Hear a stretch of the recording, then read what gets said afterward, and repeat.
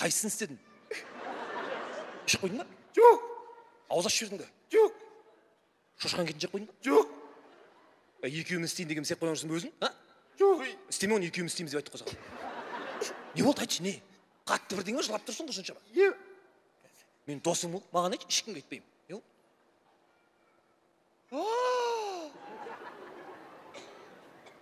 Кет. Тыныштық па? Мынауың күнә емес сенің. Күнә! Тыныштық па? Не? Мынау ұят. Не істеп қойған білесіз ба? Мынау істеген күнәсін айтайын. Мынау ше, кеше... Астағфиралла. Болды, айтпа. Мәжі тұрып қыл. Айтпа енді. Жоқ, керек емес. Біреудің күнәсін жариялағанның өзі күнә болады. Мен, анау маған айтты ғой. Енді айтса сен айтпа болды нең бар. Ол маған жеткізді. Мен сізге риуаят етіп жатырмын ғой.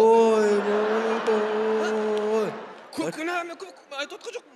Риуаят дегенді қаяқтан жаттамағансыз? Сіз уағыз айтты ғой, баяғыда сахабалар болды риуаят еткен деп. Мен сені жеткізіп жатырмын ғой сіздеген.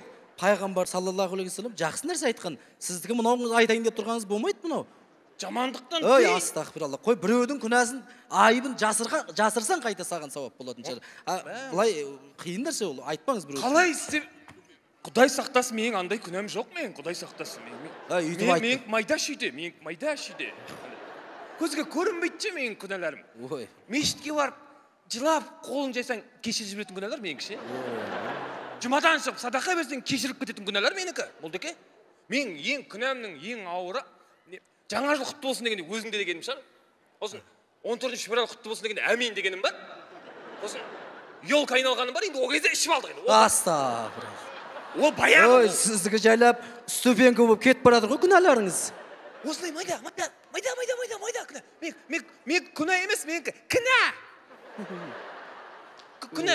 Күнәшік менікі. Ондай жоқ менде. Астағфиралла, өйтіп айтпаңыз. Шүкір мынаның қасында. Сен тәубет, бауырым, сен тәубет. Медресеге қон сен.